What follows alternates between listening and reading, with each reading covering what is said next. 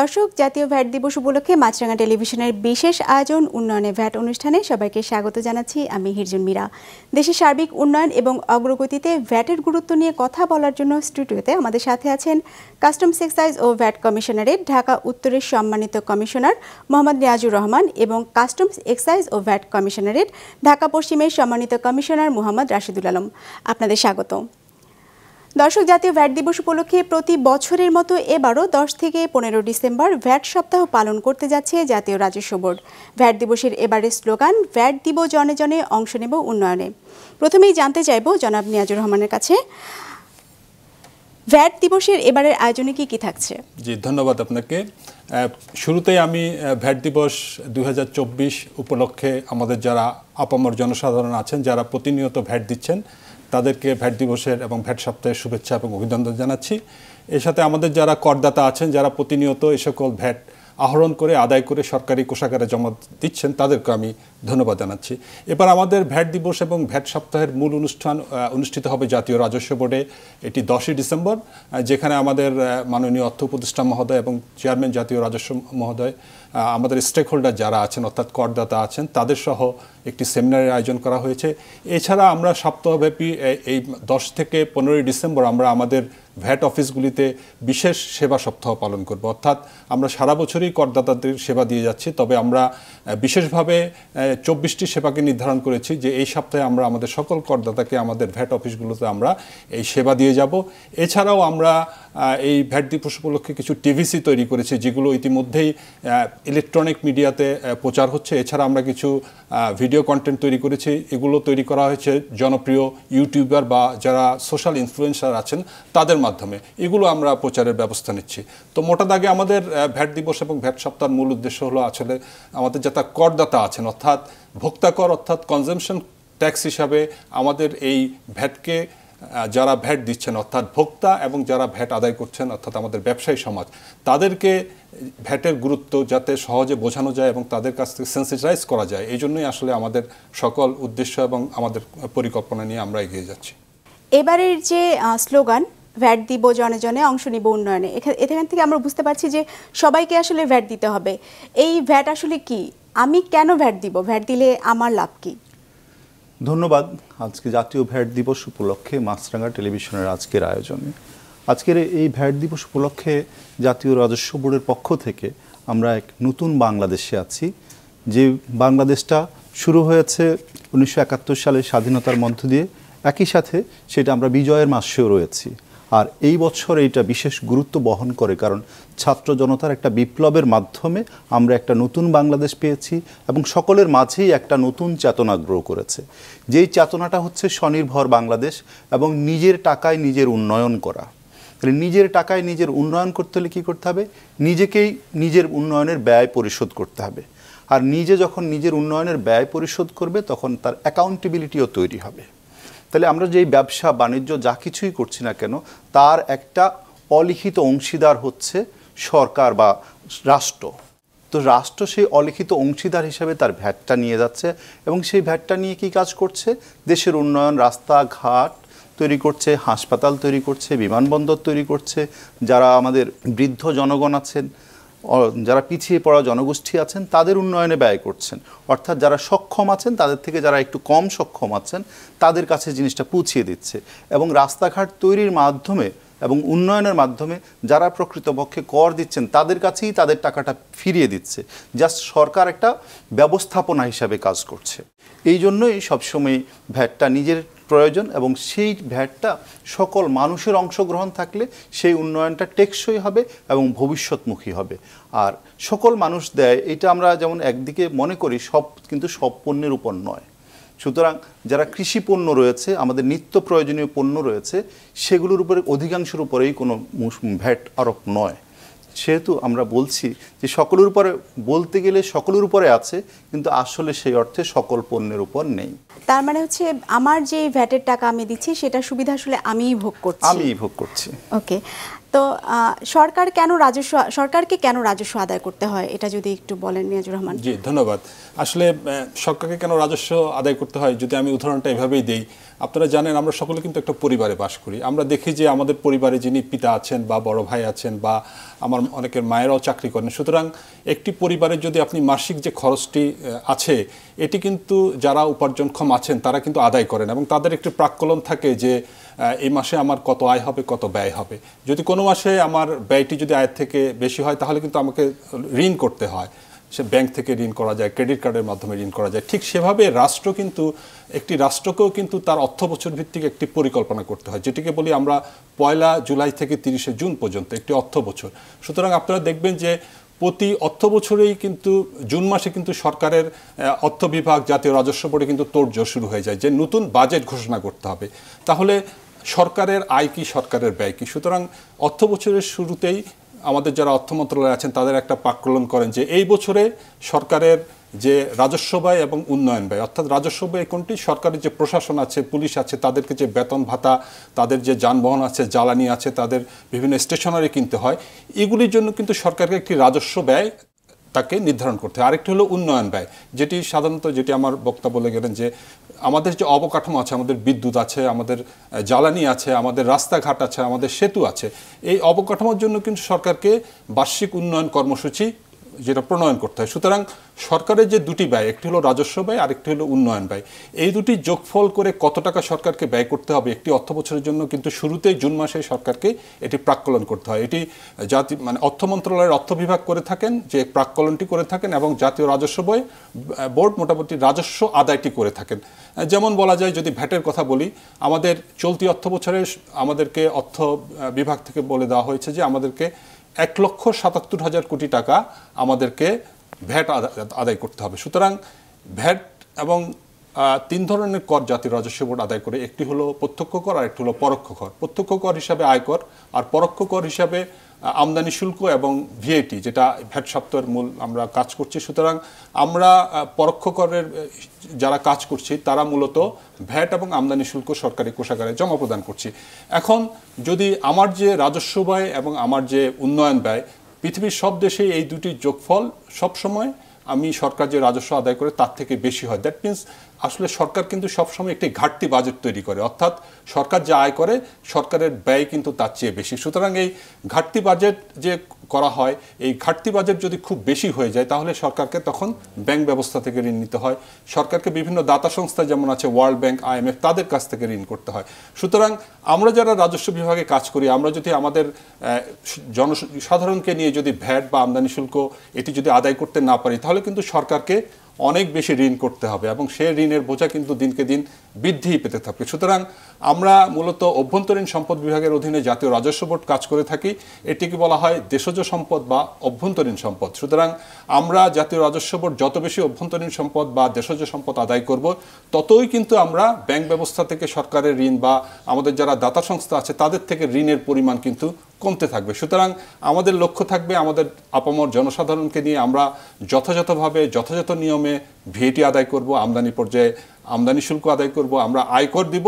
তাহলে হবে কি, আমাদেরকে আমাদের যে উন্নয়ন ব্যয়, আমাদের যে রাজস্ব ব্যয়, সেটি আমরা মেটাতে পারবো এবং আমরা একটি স্বয়ংভর এবং স্বনির্ভর জাতি হিসাবে আত্মপ্রকাশ করতে পারবো। সুতরাং সরকারের রাজস্ব ব্যয়, সরকারের উন্নয়ন ব্যয়, এই দুটি মেটানোর জন্যই কিন্তু আমাদেরকে কর দিতে হবে এবং আমাদের সবাইকে মিলে আমাদের যথাযথ কর আদায় করতে হবে। জনাব রাশিদুল আলম, আপনি বলছিলেন যে একটা পরিবর্তনের মধ্যে দিয়ে আমরা এসেছি। দীর্ঘ 15 বছর একটা গভর্নমেন্ট ছিল, সেটার পতন হয়েছে গণ অভ্যুত্থানের মাধ্যমে। এরপরে কিন্তু আমরা দেখেছি ব্যবসা বাণিজ্যে এক ধরনের স্থবিরতা এসেছে, আমাদের মূল্যস্ফীতি অনেক বেড়ে গেছে, নতুন বিনিয়োগ হচ্ছে না তেমন। সো এর মধ্যে এই বাস্তবতায় আপনাদের আদায়ের ক্ষেত্রে কী ধরনের প্রভাব পড়েছে? আমাদের আদায়ের ক্ষেত্রে একটা ইতিবাচক প্রবণতা এখনও রয়েছে।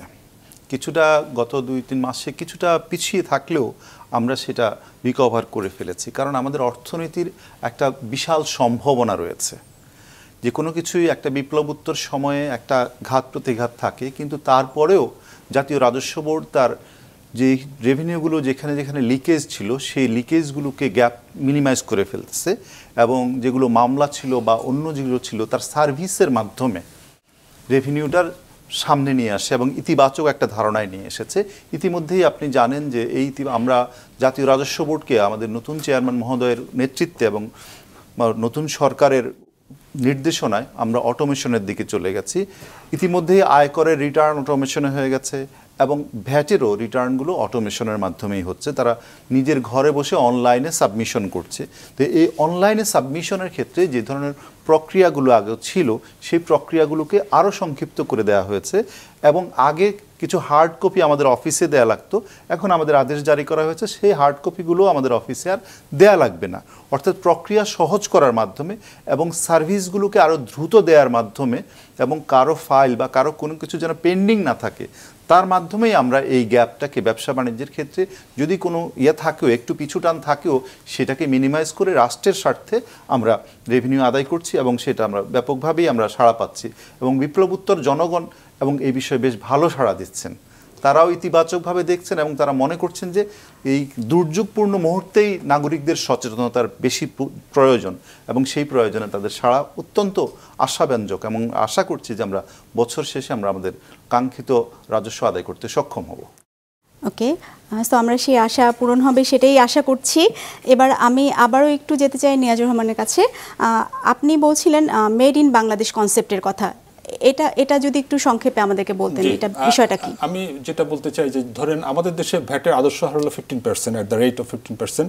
এখন আপনারা জানেন যে আমাদের দেশে আসলে বিভিন্ন ধরনের প্রযুক্তি পণ্য কিন্তু একসময় আমাদের সম্পূর্ণ তৈরি অবস্থায়, যেটিকে আমরা সিবিইউ বলি, কমপ্লিট বিল্ট ইন ইউনিট, এই হিসাবে আমদানি হতো এবং এটি যখন আমদানি হতো সেটি কিন্তু যেভাবে আমদানি হতো সেভাবেই আমরা ব্যবহার করতাম। ফলে এই জিনিসগুলো এখন আমরা দেশে তৈরি করার জন্য সরকার নীতি সহায়তা দিচ্ছে। এটা কিভাবে দিচ্ছে?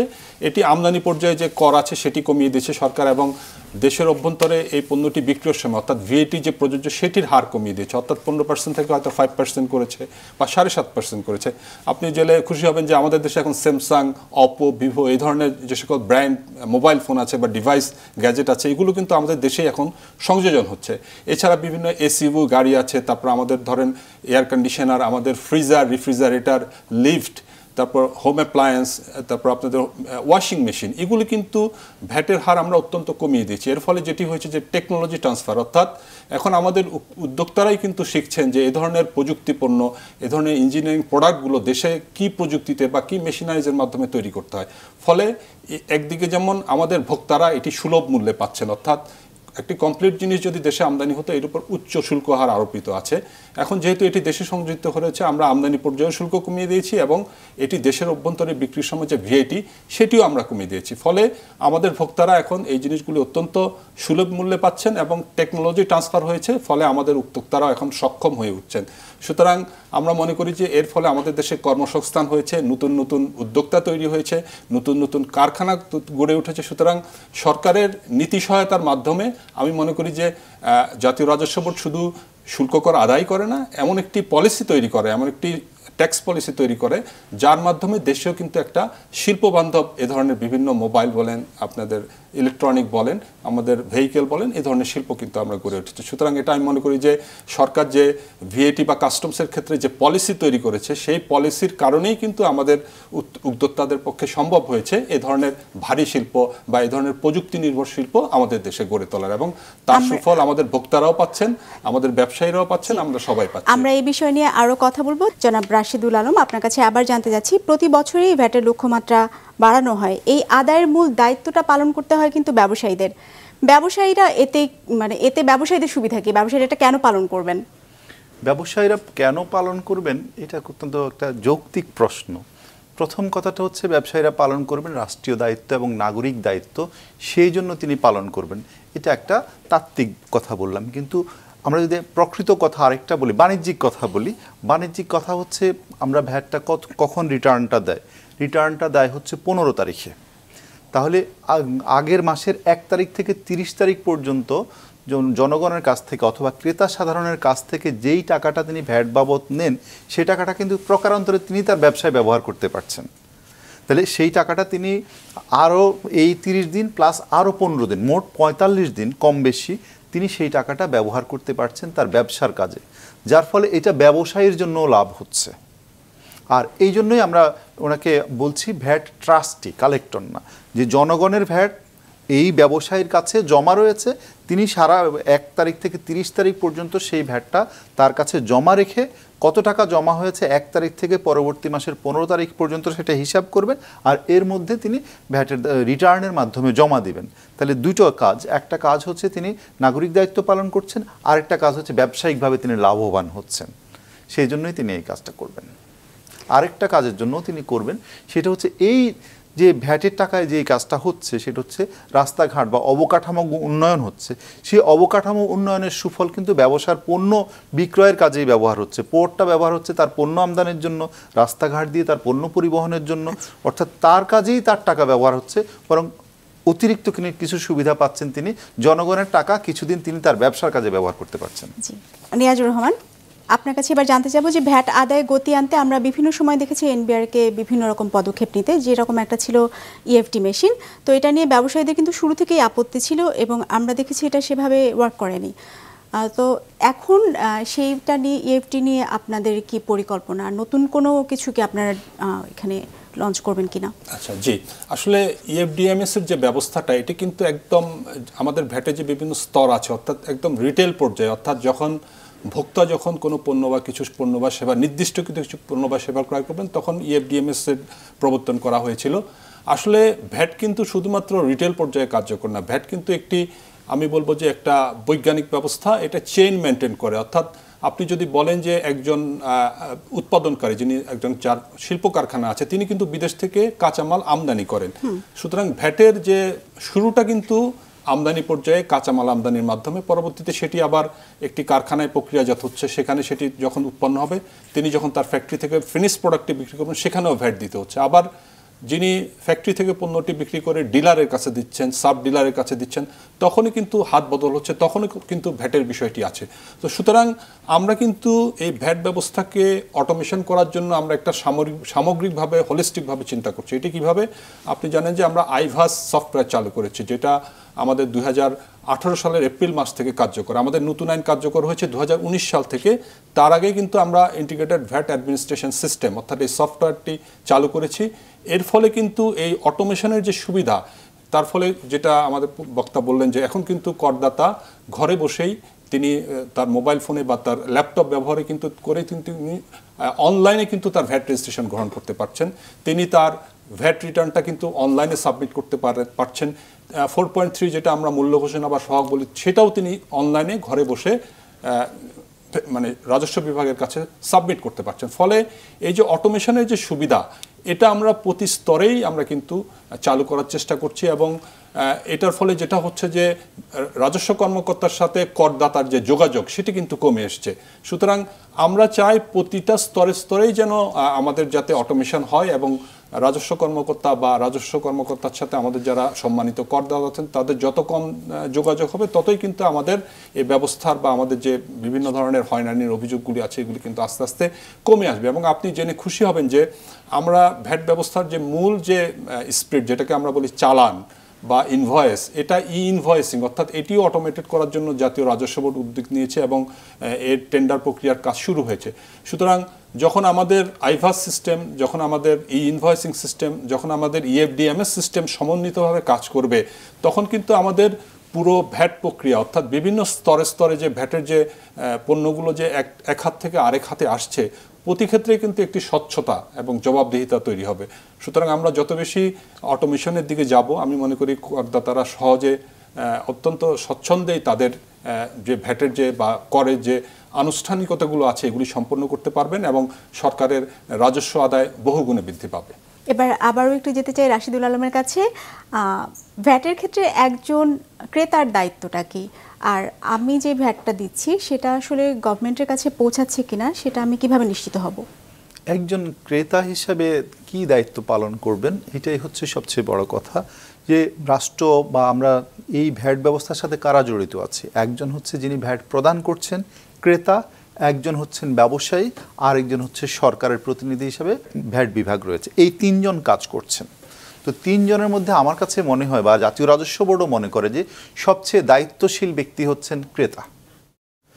ক্রেতা যদি ক্রয় করবার সময় নিশ্চিত করেন যে তার ভ্যাট চালানটা নিয়েছেন, তাহলে কিন্তু একটা মৌলিক কাজটা শেষ হয়ে যায়। এরপরে বাকি কাজটা যখনই তিনি চালানটা নিলেন এবং সেখানে ভ্যাটের কথাটা উল্লেখ রয়েছে, তাহলে সেটা একটা চালান বই আছে বা একটা অটোমেটেড সিস্টেম আছে, সেই সিস্টেমকে আমরা খুঁজে বের করতে পারি, আমরা অডিট করতে পারি যে এই ভ্যাটের যে টাকাটা উনি পরিশোধ করেছেন সেই পরিশোধিত টাকাটা সরকারের কোষাগারে জমা হয়েছে কিনা। তাহলে একটা প্রাথমিক ডকুমেন্টেশন তৈরি হয়েছে, একই সাথে জনগণ যে ভ্যাট দিতে উদ্বুদ্ধ হয়েছেন এবং তার দায়িত্বশীলতা প্রদর্শন করেছেন সেটাই আমাদেরকে অনেক দূর নিয়ে যাবে। তো সুতরাং আমার একটাই কথা থাকছে যে ক্রেতার প্রধান দায়িত্ব হচ্ছে যে ভ্যাট চালানটা বুঝে নেওয়া। বিক্রেতা যদি ভ্যাট চালান সরবরাহ না করে সেক্ষেত্রে ক্রেতা কি করবেন? ক্রেতা এখানে একটা বিষয় রয়েছে যে কি করবেন, সেটা তিনি জাতীয় রাজস্ব বোর্ডে যোগাযোগ করতে পারেন, অথবা আমাদের কাছে যিনি আছেন সেটা সংশ্লিষ্ট ভ্যাট বিভাগে তিনি যোগাযোগ করবেন। এখন তো সব কিছুই মোবাইলের মাধ্যমে রয়েছে, আমরা সকলেই পরস্পরভাবে পরিচিত। আমাদের ওয়েবসাইট আছে, ওয়েবসাইটে তিনি জানাতে পারেন। জাতীয় রাজস্ব বোর্ডের একটা কমপ্লেনিং সিস্টেম আছে, সেখানে জানাতে পারে। আমাদের সবারই মোবাইল নাম্বার বা আমাদের যোগাযোগের নাম্বার ওয়েবসাইটে আছে, জানাতে পারে। হয়তো সেক্ষেত্রে আমরা তখন সেই সংশ্লিষ্ট প্রতিষ্ঠানের বিরুদ্ধে আইন অনুযায়ী ব্যবস্থা গ্রহণ করব। ওকে, জনাব নিয়াজুর রহমান, আপনার কাছে আবারও ফিরছি। ভ্যাটের হার যেহেতু সব শ্রেণীর ক্রেতাদের জন্য সমান, এটা কি কোনো ধরনের বৈষম্য করছে কিনা? সোজা ভাষায় যদি বলি যে নিম্ন শ্রেণীর মানুষের জন্য এটা কি বাড়তি একটা বোঝা কিনা? না, আসলে ভ্যাটের হার আসলে সমান নয়। আমরা যদিও বলি একটি আদর্শ ভ্যাট ব্যবস্থা একটা সিঙ্গেল রেট থাকবে, অর্থাৎ 15% হবে, কিন্তু বাস্তব ক্ষেত্রে বিভিন্ন আমাদের যারা ছোট করদাতা আছেন তাদের সক্ষমতার অভাবের কারণে কিন্তু আমাদেরকে আদর্শ হার ব্যতীত বা সুনির্দিষ্ট কর হার প্রয়োগ করতে হয়েছে। যেমন আমি বলতে পারি যে রপ্তানির ক্ষেত্রে শূন্য হার। পৃথিবীর সব দেশেই যারা রপ্তানি করেন তাদের উপর ভ্যাট দিতে হয় না, কেননা তিনি রপ্তানি পণ্য বিদেশে রপ্তানি করে যদি ভ্যাট যোগ করতে হয় তাহলে কিন্তু তিনি বিশ্ববাজারে প্রতিযোগিতামূলক হবেন না। তো সুতরাং আমাদের ভ্যাট ব্যবস্থায় কিন্তু যারা রপ্তানি করছেন তাদের জন্য শূন্য হার করা আছে।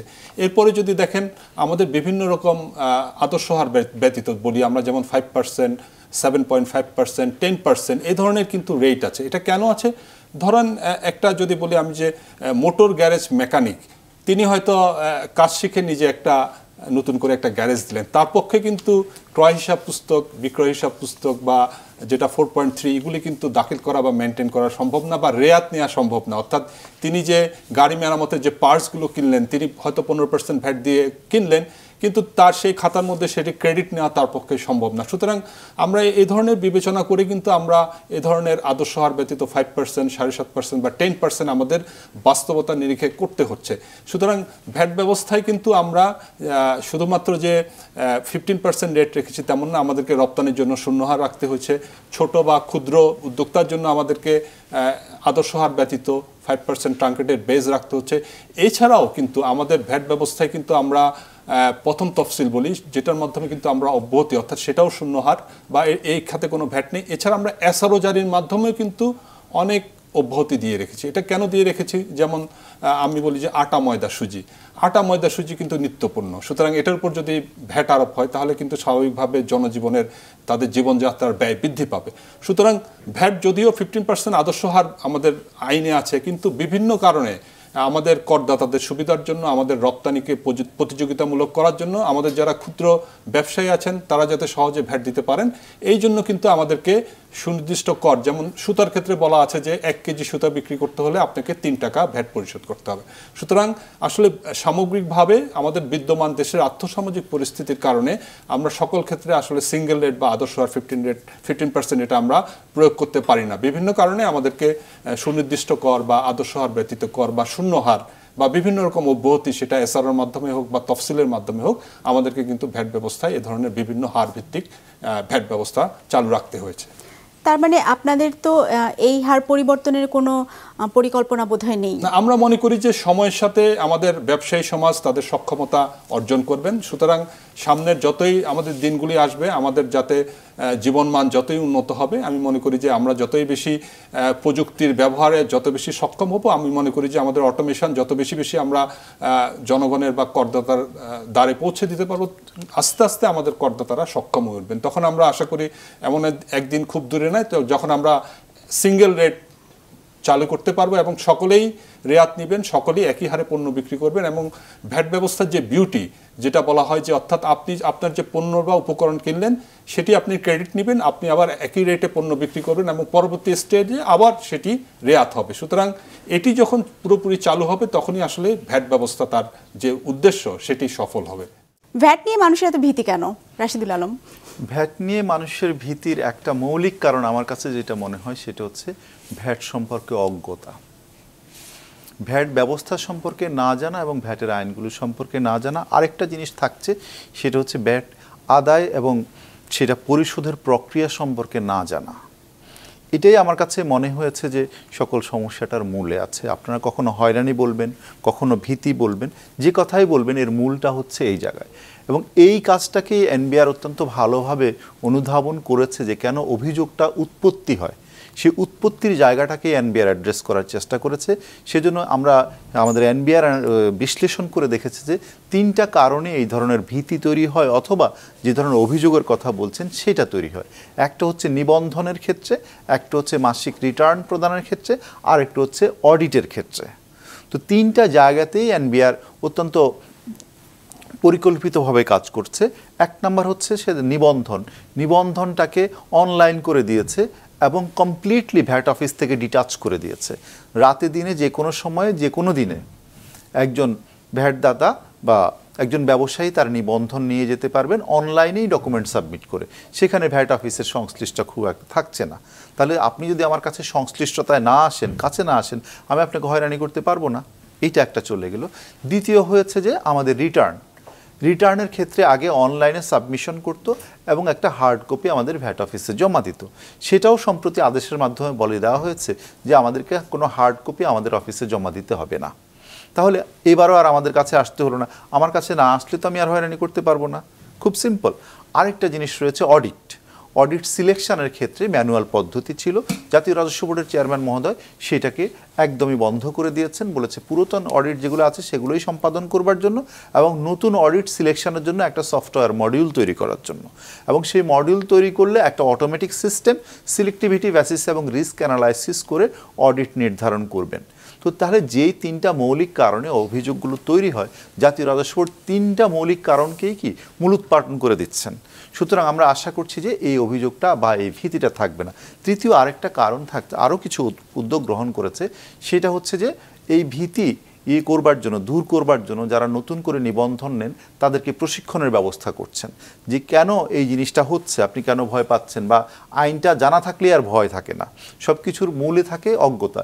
এই অজ্ঞতা দূর করবার জন্য এবং তাদেরকে প্রশিক্ষণ দেবার জন্য, চেম্বারের সাথে যোগাযোগ বাড়ানোর জন্য, অর্থাৎ জনগণ, ব্যবসায়ী এবং জাতীয় রাজস্ব বোর্ড সকলেই কি করবে, একসাথে নিজেদের মধ্যে পারস্পরিক বোঝাপড়া এবং কমিউনিকেশন এস্টাবলিশ করবে।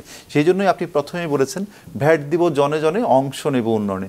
এই জনগণের কাছে পৌঁছে যাওয়া, এই নতুন শহীদদের বাংলাদেশে জনগণের কাছে পৌঁছে যাওয়ার এবং জনগণের প্রসিডিউরাল টাইমকে রিডাকশন করে ফেলা এবং জনগণ যখন চাইবে দিনে হোক রাতে হোক অনলাইনে তার সেবা সে নিয়ে যাবে।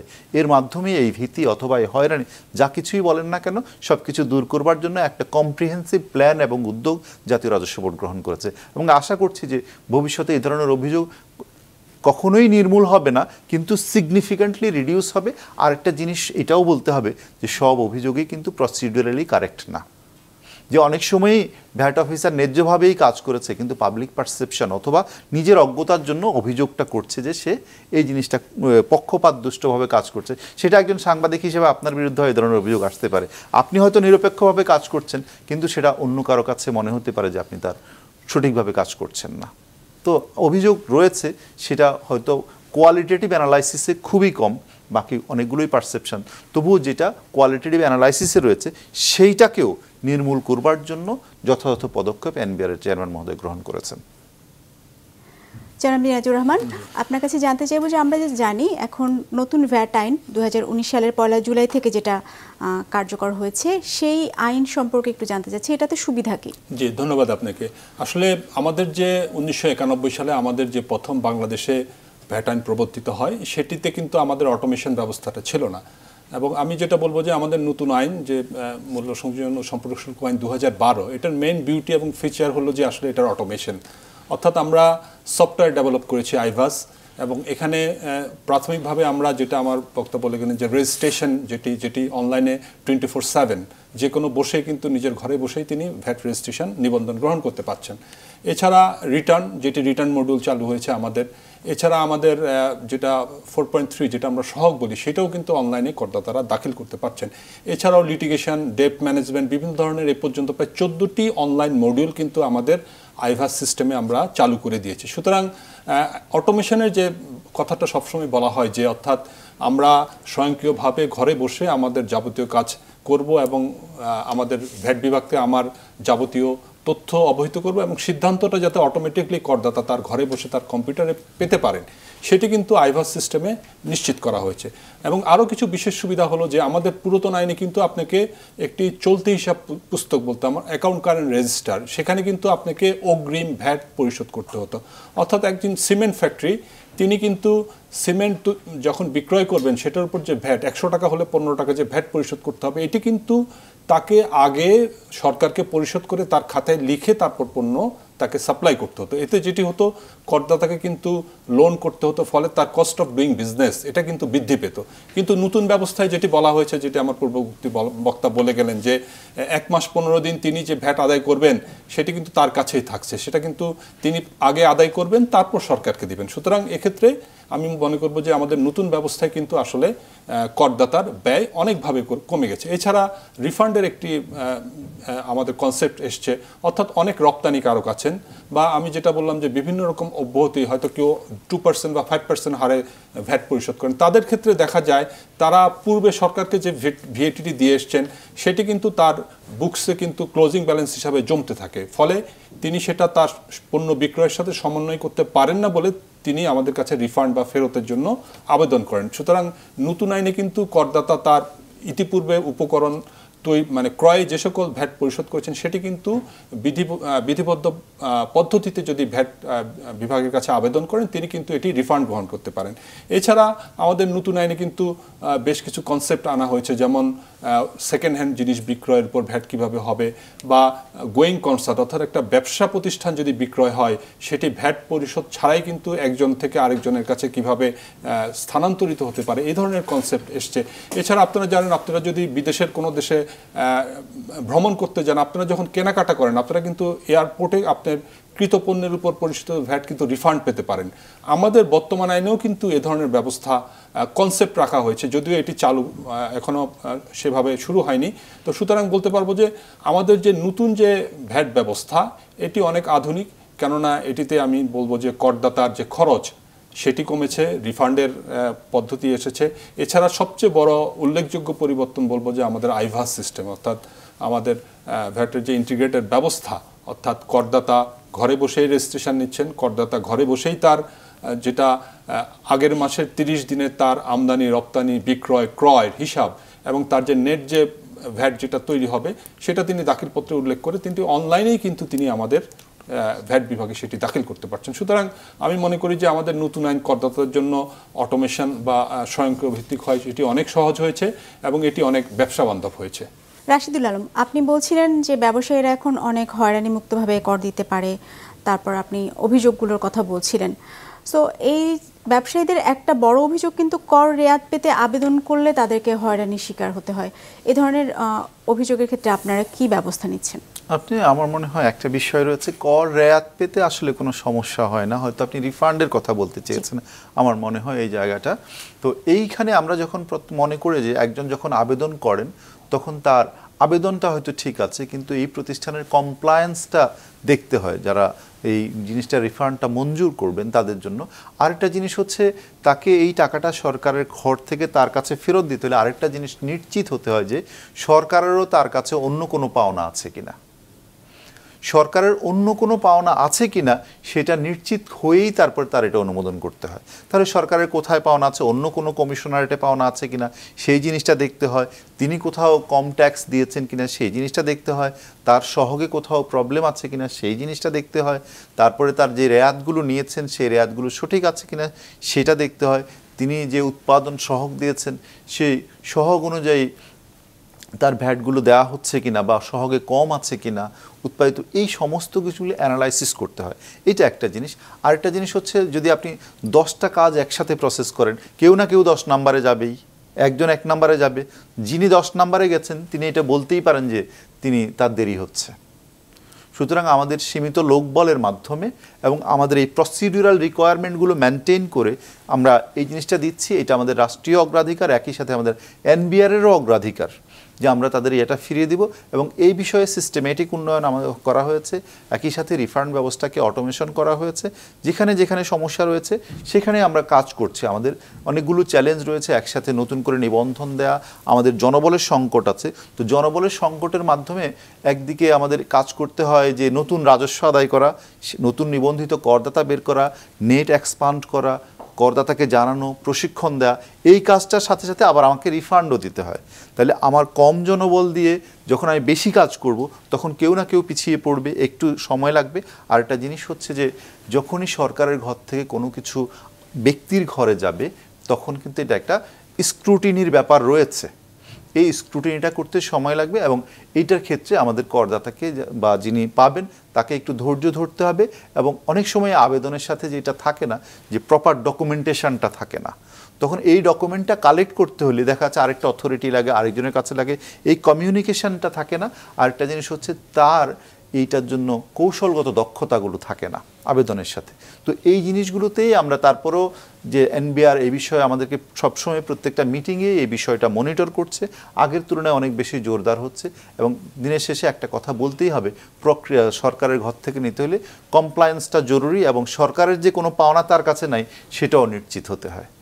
আমরা কিন্তু বরাবরই এনবিআর এর কাছে শুনে থাকি যে জনবল সংকট। তো এই জায়গাটা আপনারা সমাধানের কোনো চেষ্টা করছেন কিনা? নতুন জনবল নিয়োগ বা জনবল নিয়োগের ক্ষেত্রে এটা একটা চলমান প্রক্রিয়া। সব সময়ই আমরা জনবল নিয়োগের প্রক্রিয়ার মধ্যে রয়েছি। হয়তো এক কমিশনারেটে নেওয়া হচ্ছে, এনবিআর একটা বড় অর্গানাইজেশন, তার এক কমিশনারেটে নেওয়া হয়েছে, আরেক কমিশনারেট প্রক্রিয়াধীনে আছে।